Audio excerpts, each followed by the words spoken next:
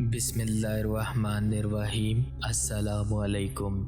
इलामा इकबाल फरमाते हैं कि मैं रोज़ाना सुबह तलावत कुरान पाक किया करता था। मेरे वालिद साहब शेख नूर मोहम्मद अक्सर मेरे पास से गुज़रते थे। एक दिन रुक कर मुझे फरमाने लगे, इकबाल किसी दिन तुम्हें बताऊंगा कि कुरान कैसे पढ़ते हैं। इतना कहकर वो आगे बढ़ गए और मैं हैरान बैठा सोचने लगा कि मैं भी तो कुरान पढ़ रहा हूँ। कुछ दिन बाद मैं उसी तरह तलावत कर रहा था कि मेरे वालिद साहब मेरे पास रुके।